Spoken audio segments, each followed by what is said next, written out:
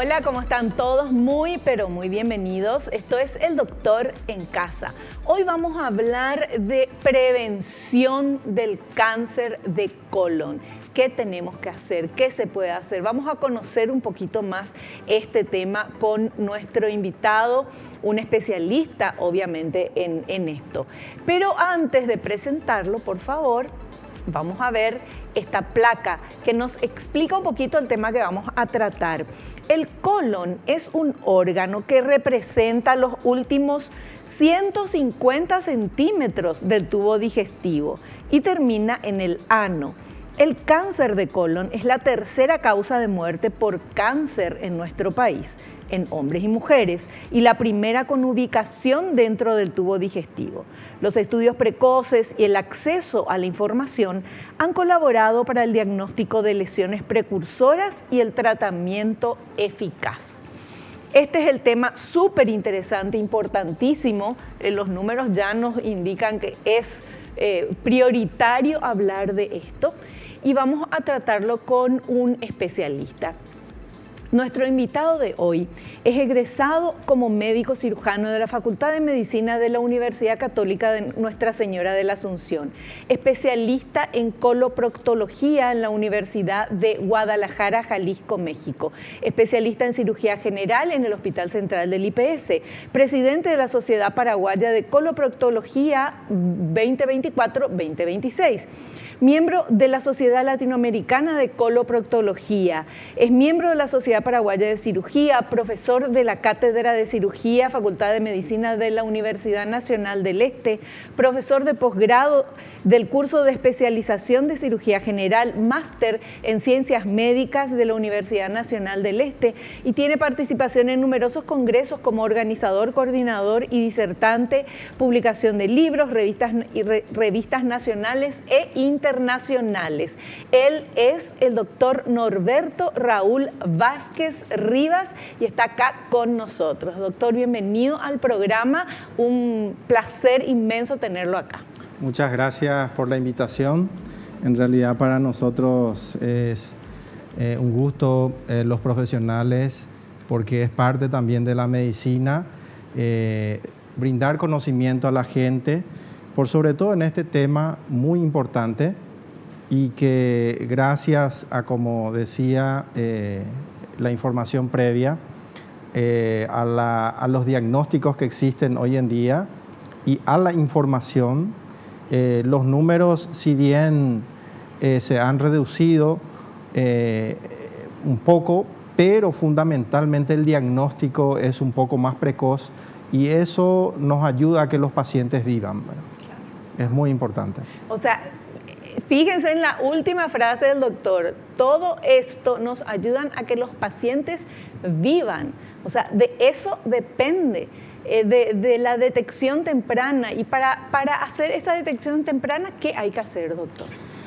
En realidad el cáncer, por sobre todo el cáncer y las lesiones previas al cáncer, nosotros en realidad en la Facultad de Medicina nos enseñaban los síntomas que tenía el paciente con cáncer. Claro. Yo hoy en día cuando le enseño a mis alumnos, ya no le enseño esos síntomas, sino cómo prevenir. Claro. Nosotros queremos llegar antes de que se produzca la enfermedad. Y nuestro gran desafío y nuestro gran compromiso es eso. Entonces, lastimosamente, cuando esta enfermedad presenta síntomas, ya está en un estadio muy avanzado. Sí. Y es una pena todavía para nosotros en nuestro país que casi el 70% de nuestros pacientes con cáncer de colon consultan en estadios avanzados. Dios. Eso tiene una implicancia directa en la sobrevida. Entonces, si los pacientes vienen en lo que nosotros llamamos estadio 4, la sobrevida a 5 años es casi nula. Entonces, en realidad nos quita el entusiasmo, el ánimo que nuestros pacientes lleguen. El gran desafío en el mundo hoy en día es que los diagnósticos se realicen en etapas más tempranas. Claro, detectar esas lesiones previas antes de que sea cáncer. ¿Y cómo se detecta eso, doctor? ¿Qué tiene que hacer una persona? Porque a todo el mundo le sorprende cuando tiene cáncer, de lo que sea. ¿Qué tiene que hacer una persona para decir, bueno, quiero que me vean y vean si tengo algo antes para no tener cáncer? Y como pasaron en la información, decía la tercera causa, por ejemplo, en las mujeres, la detección de cáncer de cuello uterino, la detección de cáncer de mama. Sí. La única manera es haciendo un cribado, es decir, un control previo, y también en el cáncer de colon es así. La recomendación, la mayoría de las guías internacionales nos hablan de un estudio a partir de los 45 años. ¿Quiénes se hacen a partir de los 45 años? Los pacientes que le llamamos asintomáticos, es decir, un paciente que no tiene ningún síntoma debería de hacerse un estudio diagnóstico a partir de los 45 años. Eso cambia si uno tiene síntomas. Claro. Si alguno de los síntomas que tengan que ver con el tubo digestivo o tenga una historia familiar hereditaria de algún familiar con cáncer, entonces deberíamos de empezar por lo menos 10 años antes de la edad en que se detectó el cáncer en ese familiar. Ya.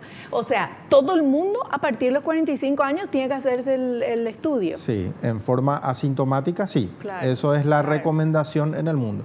Supongamos, lo que pasa con el cáncer de colon es que hay muchas otras enfermedades que superponen los síntomas. Y por sobre todo en nuestro país, en donde el tabú del examen del tubo digestivo representa, y más todavía en hombres, porque las mujeres consultan más frecuentemente para sus controles.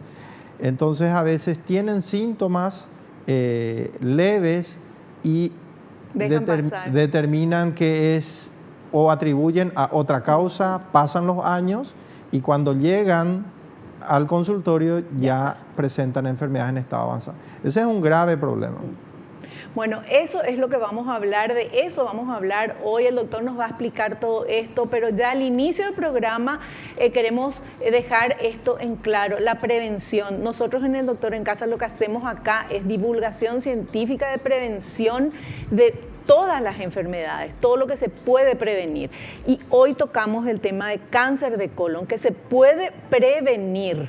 Obviamente curar también dependiendo del estadio, eso ya nos va a comentar el doctor durante todo el programa. Pero lo más importante al inicio es esto, tenemos que ocuparnos de nuestro cuerpo, de nosotros y hacer los estudios preliminares para la prevención de este tema que estamos hablando. Vamos a hacer un corte, volvemos enseguida con mucha más información.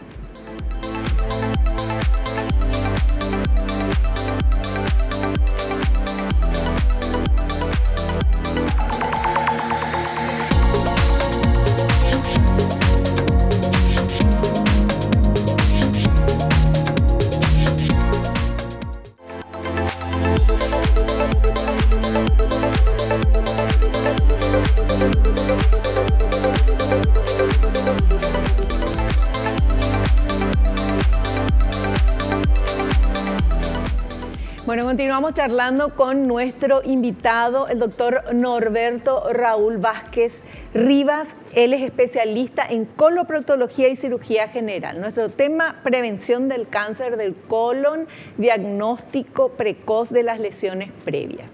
Antes de comenzar a ver los materiales, yo le quiero preguntar algo, doctor. Acá en nuestro país, ¿existen profesionales que pueden tratar vamos a hablar de prevención, pero el cáncer de colon?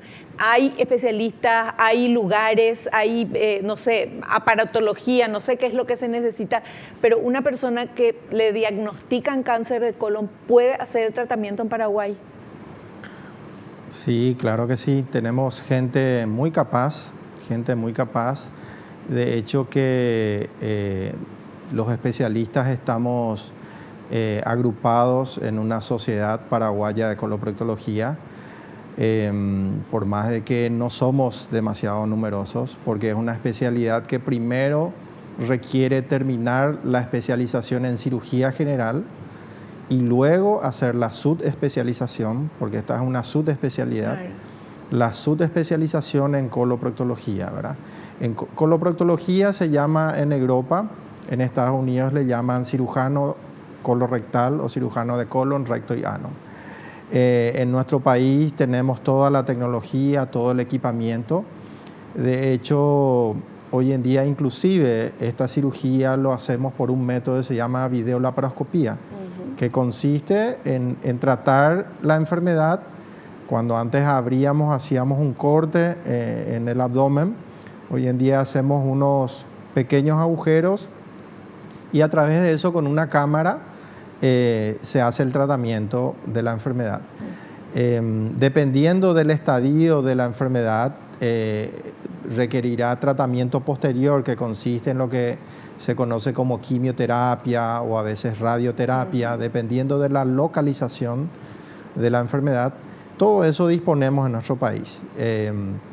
Por más de que cada día en el mundo aparecen tratamientos nuevos, existe la terapia inmunobiológica que ya también tenemos disponible en algunos lados, pero la limitación que tenemos es el costo, ¿verdad?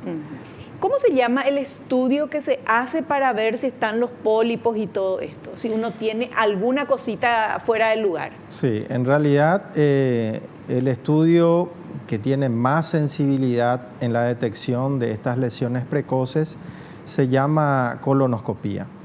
La colonoscopía es un estudio que en realidad es una videocolonoscopía.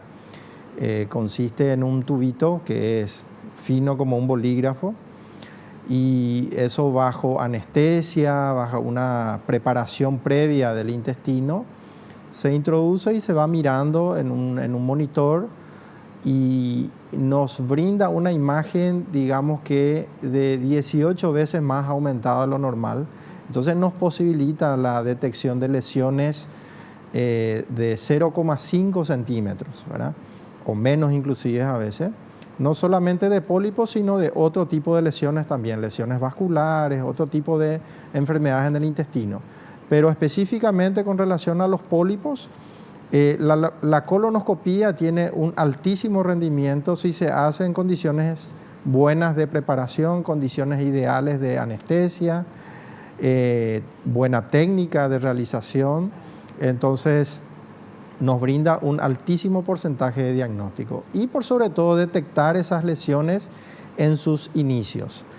Hay que destacar que el cáncer de colon tiene fundamentalmente dos causas. Una que son esporádicas, es decir, aparece de la nada y surge a partir de estos pólipos, ¿verdad? Y otro de enfermedades previas, ¿verdad? Cuando el paciente, nosotros le diagnosticamos una enfermedad previa, entonces esos pacientes ya son seguidos más estrictamente para poder detectar si de una enfermedad se convierte en cáncer de colon. Perfecto. Bueno, era para tener ya un panorama de lo que vamos a hablar. Y ahora vamos con este siguiente material, señor director. Adelante. Los pólipos son lesiones precursoras del cáncer que no presentan síntomas. De ahí la importancia de realizar análisis y procedimientos de detección precoces, ya que si se descubren y resecan tempranamente, se evita que se transformen en lesiones malignas.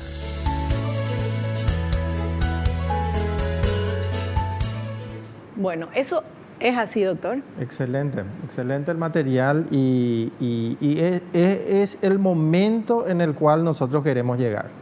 Esa es la etapa que nosotros queremos llegar. Entonces, a veces conversando, inclusive con colegas, ¿verdad? Te dicen, no, yo no tengo ningún síntoma, ¿por qué me voy a hacer?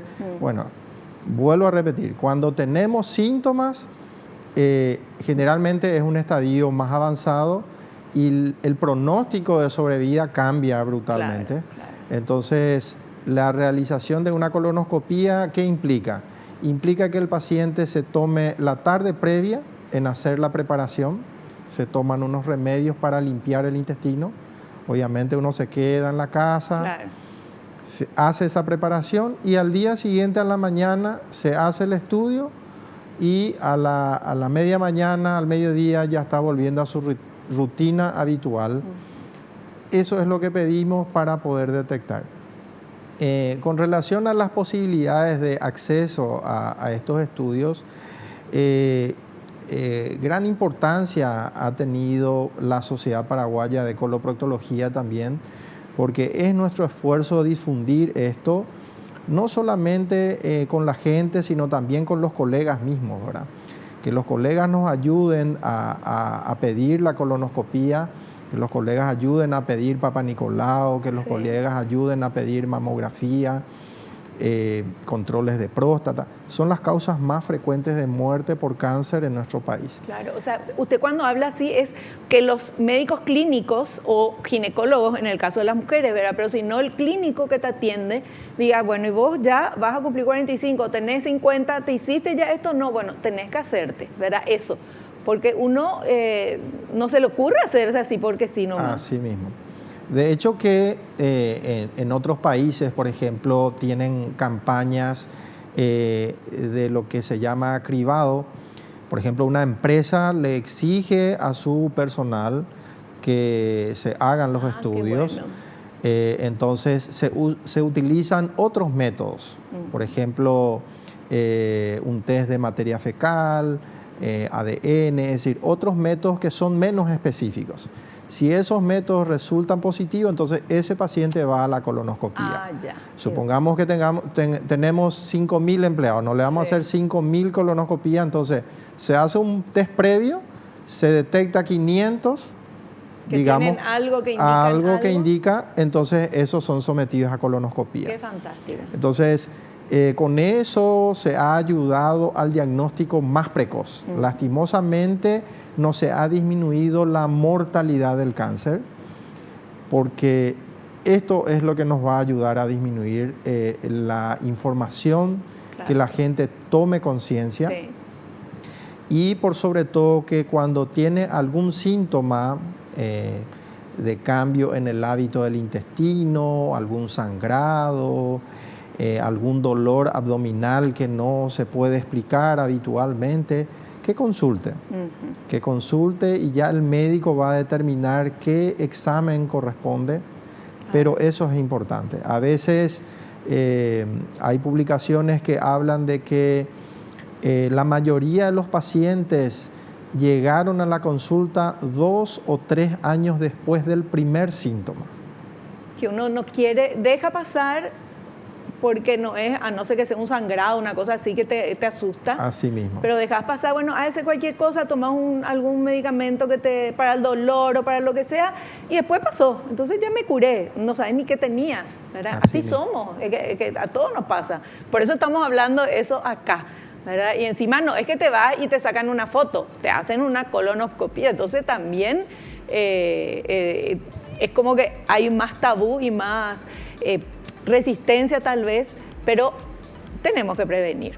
Doctor, ¿hacemos un cortecito? Sí, claro. Volvemos ya.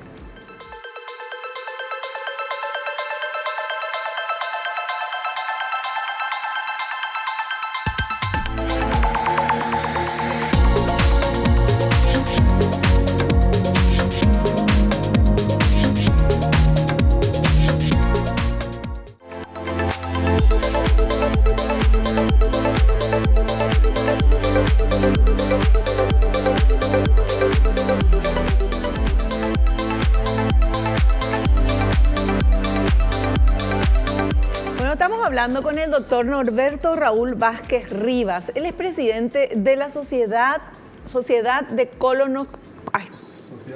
Paraguaya de Coloproctología. Me cuesta decir la palabra, coloproctología. Sociedad Paraguaya de Coloproctología. Este colegiado, doctor, trabajó mucho, justamente lo que hablábamos en el bloque anterior, de que no siempre se encuentra dónde ir a nivel público y todo. Ustedes hicieron un trabajo fantástico de mucho tiempo hasta ahora y se logró también avances. De hecho que sí, es así. De hecho que uno de los objetivos de la Sociedad Paraguaya de Coloproctología es incentivar al conocimiento científico, organiza congresos, nos acerca información relevante a nivel mundial, invitando a especialistas destacados de distintas partes del mundo, nuevas técnicas quirúrgicas, distintos aspectos del diagnóstico de las enfermedades, pero también en la línea de trabajo de la Sociedad Paraguaya de Coloproctología, y desde hace años, eso no es un mérito mío, sino lo que estuvieron antes que yo, han dedicado su tiempo, su esfuerzo en recorrer el país para que en primer lugar se conozca la especialidad, que se sepa que hay médicos que se dedican al tratamiento de estas enfermedades.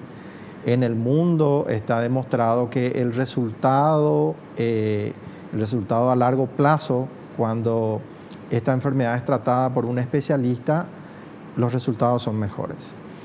Entonces ha llevado la información a distintos puntos del país y eso también ha aprendido, ¿verdad?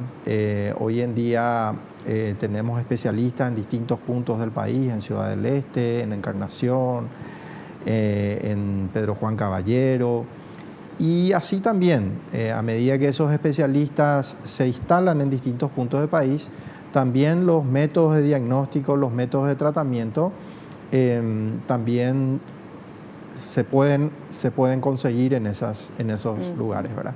Tanto en el sector público, por ejemplo, Ministerio de Salud en algunos lugares, IPS en otros lugares, y la gente tiene acceso, ¿verdad? La cuestión es que a veces la gente no consulta, ¿verdad? También, claro. Son obstáculos por todos lados, ¿verdad? Siempre. La gente no quiere consultar y después también no, es que hay en todos los lugares. En el Paraguay, en Asunción hay a nivel público, y a nivel público, ¿en qué otros departamentos pueden encontrar y pueden hacerse? Y yo diría que el sector privado, casi todos los departamentos, estos estudios son realizados por especialistas en coloproctología y también son realizados por otros especialistas. Y en el sector público, en Alto Paraná, en Encarnación, Itapúa, Pedro Juan Caballero, Concepción, Claro, Guairá. las cabezas departamentales. La mayoría de los departamentos ya van contando. Qué Son bueno. equipos caros, solamente como en nuestro país siempre nosotros estamos luchando con los recursos, ¿verdad? Sí. Porque cada día la medicina es más cara, ¿verdad? ¿Por qué? Porque los equipos son más caros y estos equipos se usan y se rompen, ¿verdad? Estos equipos a veces se realizan en un centro público, se realizan 10, 15 estudios de endoscopía por día. En un año, ¿qué significa Claro, eso? un montón. Significan un montón de estudios y tiene que haber una prevención de mantenimiento, de recambio, y ese es nuestro problema en este momento. Sí. No solamente en los hospitales del interior, sino también en los hospitales de la capital, ¿verdad? Pero se va logrando, no es suficiente. Pero ya hubo un avance, eso es importante. Sí, y ojalá se llegue sí. a lo que se necesita, Yo ¿verdad? diría que hace 20, 25 años estos estudios solamente estaban disponibles en la capital del país. Sí. Entonces, creo que hemos avanzado y bueno, ojalá que en el futuro sea más accesible para la gente en todos los sectores y bueno, y eso nos posibilite diagnosticar más temprano y tratar mejor a los pacientes, ¿no? Así mismo, por una salud pública completa, es lo que todos anhelamos. Vamos a seguir viendo los materiales y el doctor nos va a seguir explicando. Veamos, por favor. Factores que incrementan la predisposición de aparición de pólipos. Ser mayor de 50 años. Tener sobrepeso u obesidad. El sedentarismo o inactividad física, el alto consumo de alimentos procesados, bebidas alcohólicas y el cigarrillo, los antecedentes familiares de primer o segundo grado de cáncer de colon.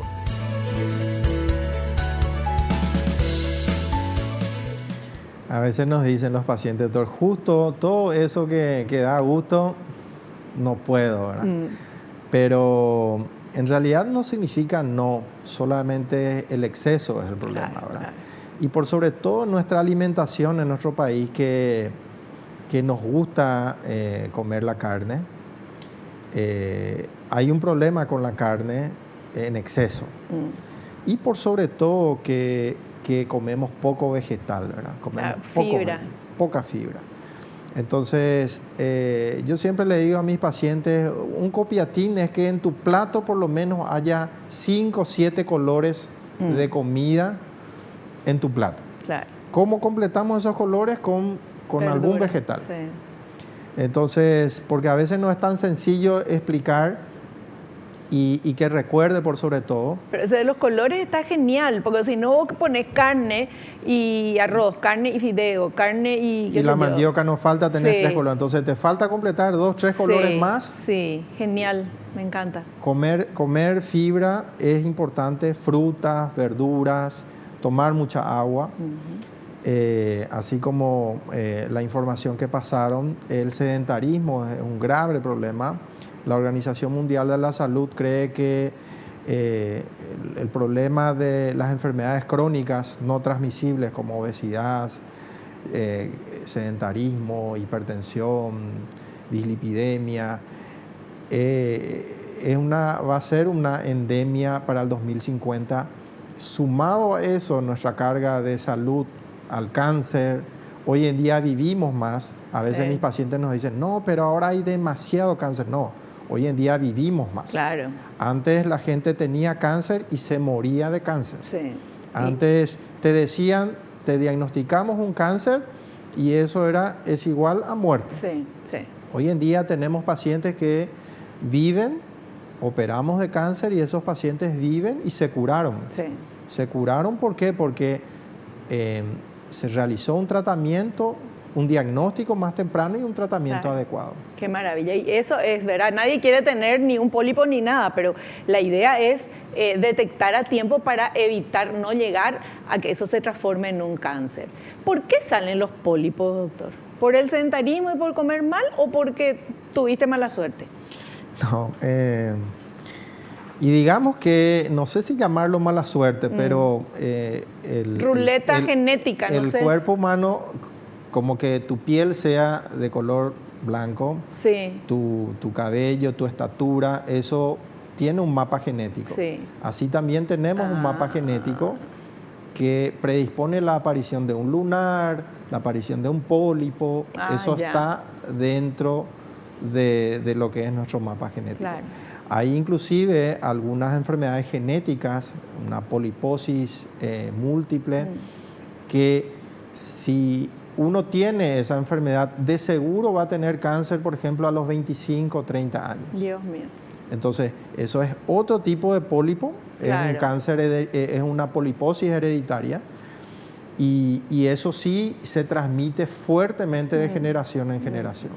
Doctor, pero entonces, si uno ya trae en los genes, en la predisposición a tener pólipos, en este caso que estamos hablando de eso, hay gente que no va a tener ese gen que predispone, pero si uno tiene esa predisposición y nadie sabe si tiene o no tiene, haciendo una vida equilibrada, más sana, más todo, ¿eso se puede contrarrestar? En realidad la aparición de los pólipos en gran parte es esporádico, es decir, aparece, una parte tiene que ver con la genética, pero en gran parte es esporádico. Y los pólipos, tenemos que aclarar, los pólipos son lesiones benignas, es decir, los pólipos aparecen como algo benigno, como un lunar en la piel. Solamente que hay distintos tipos de pólipos. Algunos pólipos van a permanecer toda la vida en el intestino y nunca se van a convertir en algo malo. ¿Ok? Sin embargo, hay otros tipos de pólipos a los que llamamos pólipos adenomatosos, que son los que tienen probabilidad de convertirse en cáncer. Por sobre todo crecen a medida que el tamaño es mayor. esos pólipos tienen más probabilidad de convertirse en cáncer. Ya. Doctor, cuando haces la coloproctología y encontrás ahí pólipos, sacás todo sin preguntarle si es bueno o malo, ¿verdad? Sí, ¿O cómo? de hecho que nosotros, hoy en día ya existen equipos de endoscopía que nos pueden orientar a si un pólipo es benigno o maligno. Ah, sí. ¿Sí? Son equipos costosos todavía, pero ya existen. Pero nosotros habitualmente toda esta información lo tenemos que hablar previamente con el paciente antes de ser sometidos a la colonoscopía. Entonces, la idea de la colonoscopía tiene dos objetivos fundamentales. Uno es de diagnóstico y dos, de terapéutica. Claro. Entonces, si el paciente ya tiene la información, ya le autorizó al médico a que si encuentra un pólipo lo pueda retirar, entonces lo retiramos en el mismo acto. Sin embargo, si encontramos un pólipo mayor que no aclaramos tanto con el paciente, o a veces el paciente a veces no entienden también, porque estos estudios tampoco están exentos a complicaciones. Entonces, nosotros entramos dentro del cuerpo de un paciente con un tubo que tiene casi 2 metros. Sí. Entonces, miramos, así como estamos viendo en una pantalla, tiene una camarita y miramos dentro del intestino. Entonces, eso también tiene probabilidad de que haya algún problema porque se insufla aire dentro del intestino. Y existen factores que hacen a veces que podamos tener problemas. Lo mismo pasa cuando realizamos un acto terapéutico. Por ejemplo, una polipectomía. Nosotros cortamos, es como una microcirugía. Claro. En el momento de la colonoscopía. Eso se quema con un cauterio o de lo contrario se coloca así como unos clips, como una presilladora para que no sangre. Claro. Pero de igual manera podemos tener problemas de sangrado o de perforación del intestino. Entonces hay que conversarlo muy bien con el paciente previo a la colonoscopía, ¿verdad? Esa es nuestra misión también, para que la colonoscopía cumpla con sus dos objetivos, ¿verdad? Ya, perfecto. Bueno, me indican que tenemos que hacer un pequeño corte. A la vuelta continuamos hablando de este tema.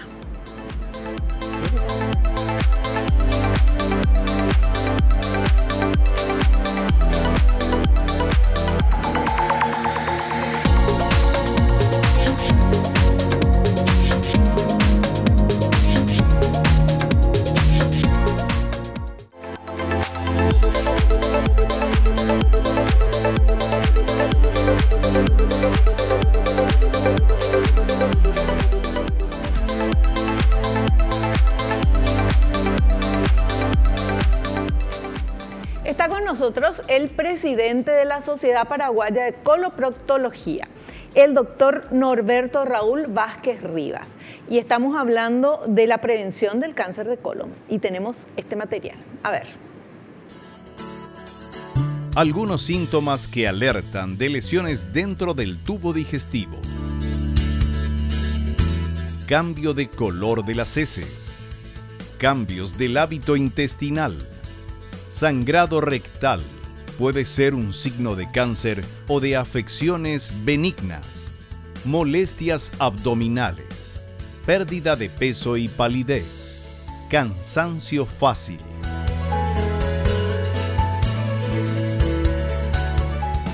Bueno, estos síntomas, como ya decía doctor antes, uno puede pensar cualquier cosa menos que es esto.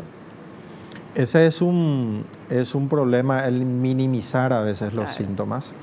No solamente de los pacientes, a veces de los colegas también. A veces consultan, no, ponete esta cremita, toma esta pastillita. Pasó y regresa en 2 o 3 años, ¿verdad?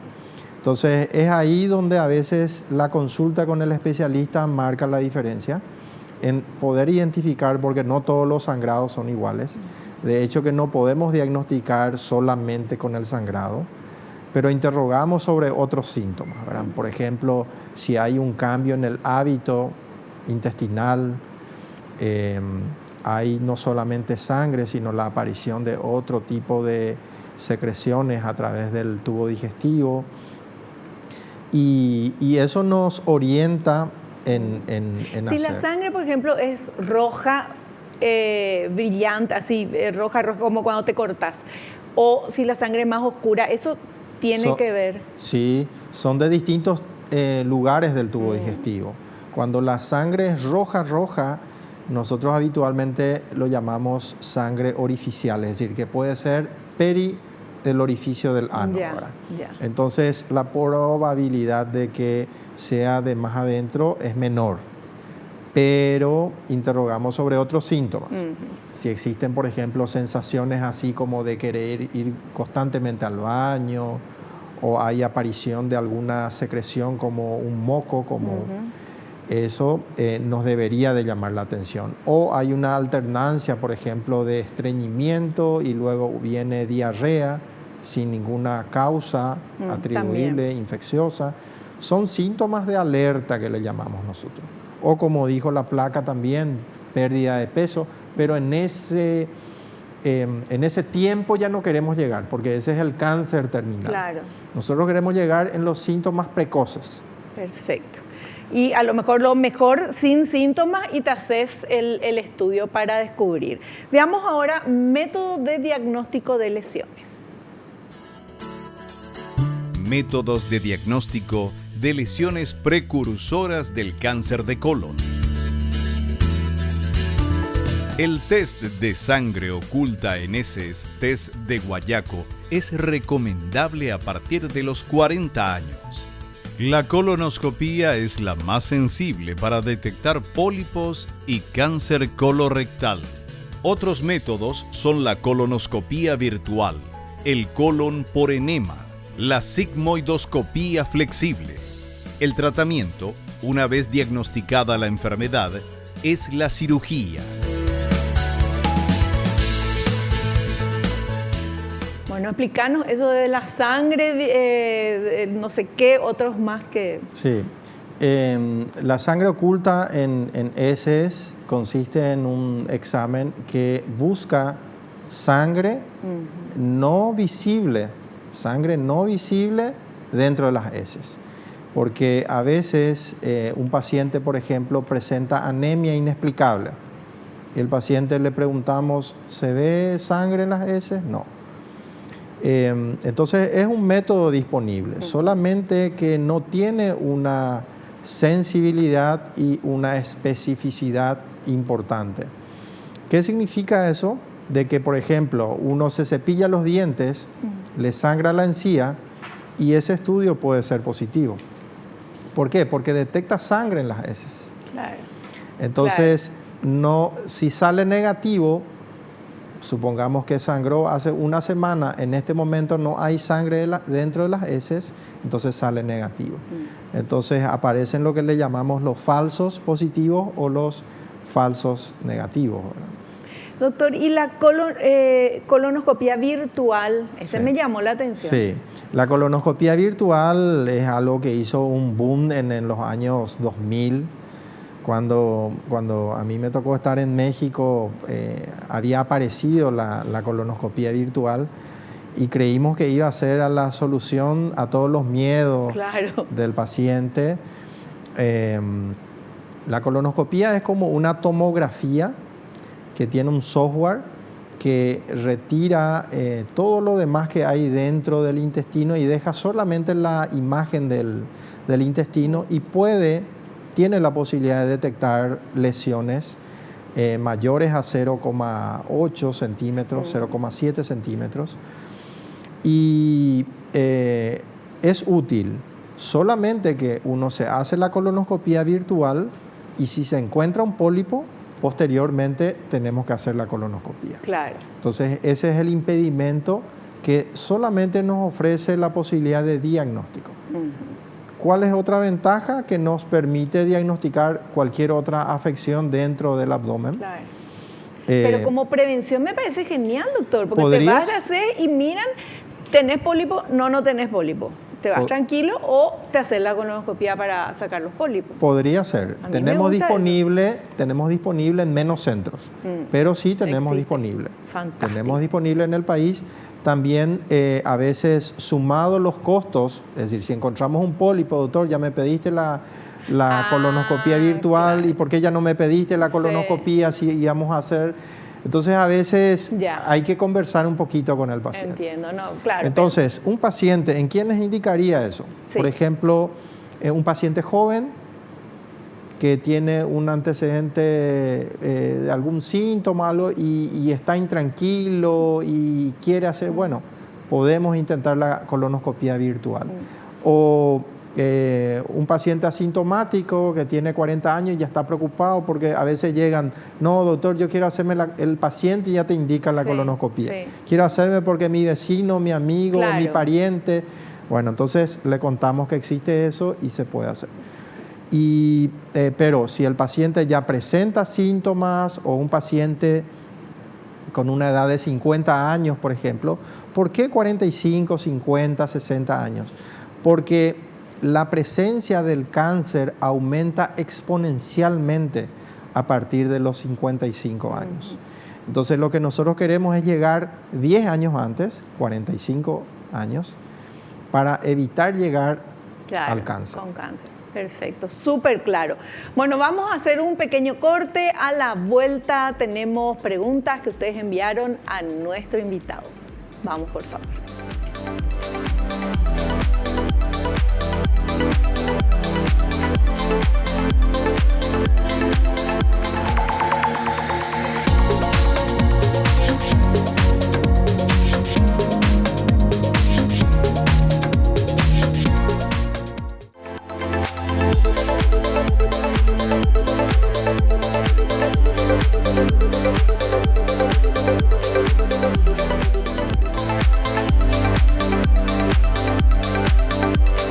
Bueno, recibimos muchas preguntas sobre este tema en las redes sociales de Doctor en Casa. Estamos en todas las redes sociales y hemos elegido estas para que nos parecen las más repetidas, porque mucha gente escribió lo mismo, y esta es la selección de preguntas para nuestro invitado. Vamos con esta primera pregunta.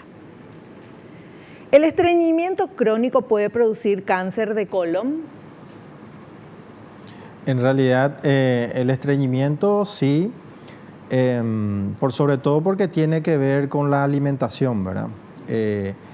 Gran parte del estreñimiento tiene que ver con la poca ingesta de fibra, y el estreñimiento hace de que la materia fecal esté por más tiempo en contacto con la mucosa del tubo digestivo, y podría ser un factor. Pero lo más importante con relación al estreñimiento es que a veces el cáncer de colon se presenta con estreñimiento.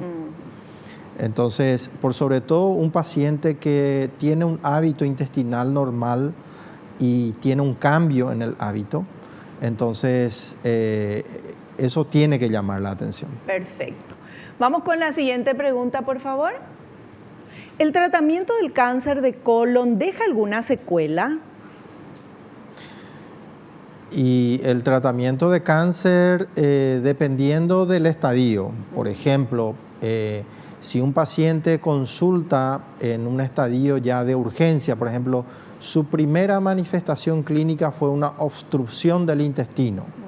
Entonces, muchas veces entramos a quirófano, hacemos la cirugía, resecamos el tumor y realizamos lo que se llama una colostomía, que es un ano contra natura instalado en la pared abdominal. Entonces eso es una secuela no solamente en el punto de vista estético, sino también emocional. Claro. Entonces, en esa etapa no queremos llegar. Si operamos un paciente en un diagnóstico precoz y lo realizamos por un método que hoy en día disponemos, que es la videolaparoscopía, el paciente a veces en 2 o 3 días está caminando y en pocos días regresa a su actividad normal. Fantástico. Fantástico. Hay una diferencia abismal. Genial, hay que prevenir. Vamos con esta siguiente pregunta. ¿La diverticulitis tiene alguna relación con el cáncer de colon?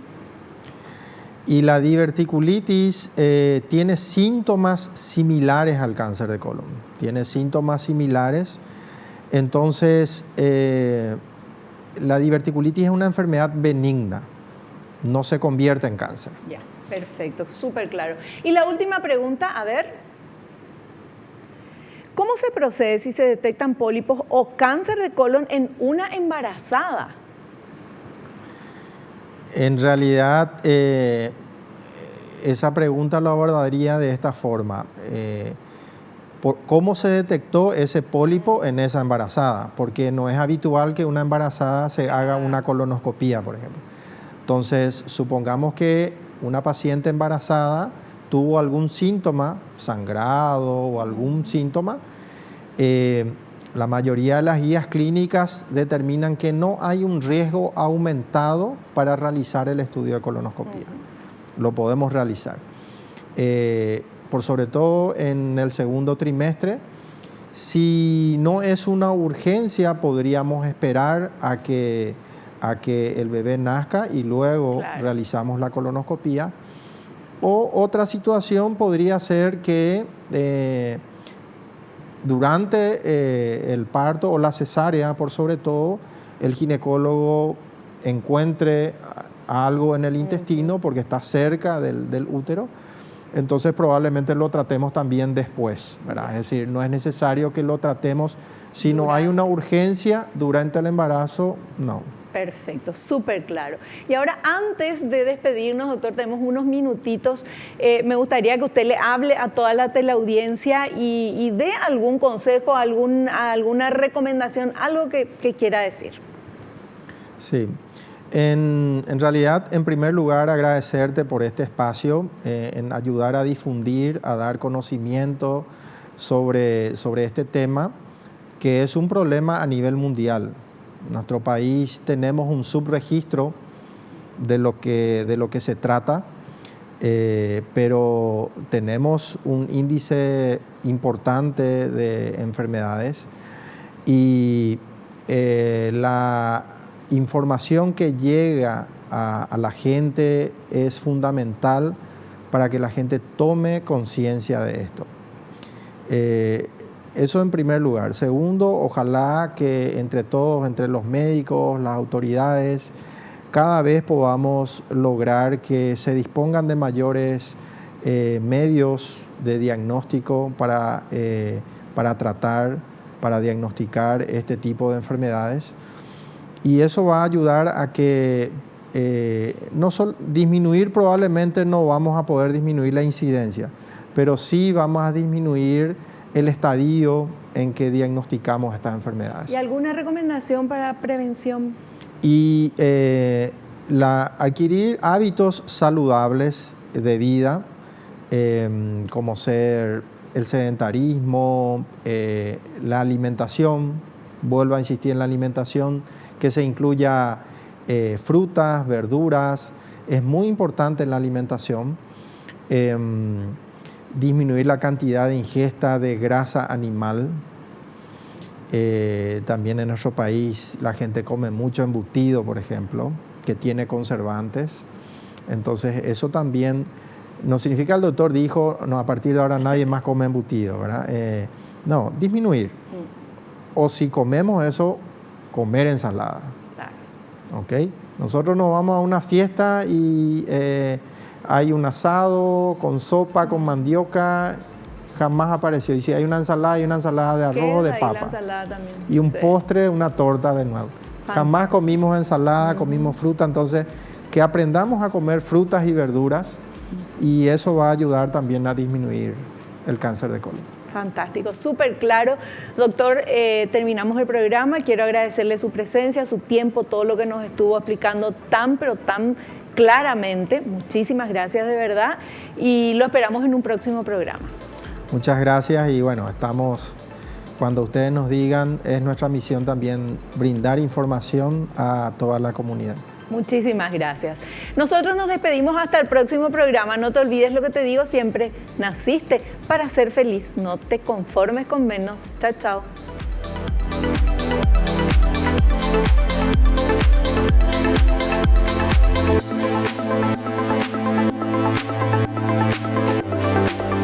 La revista El Doctor en Casa presentó su programa El Doctor en Casa TV. Fue una realización de Alicante.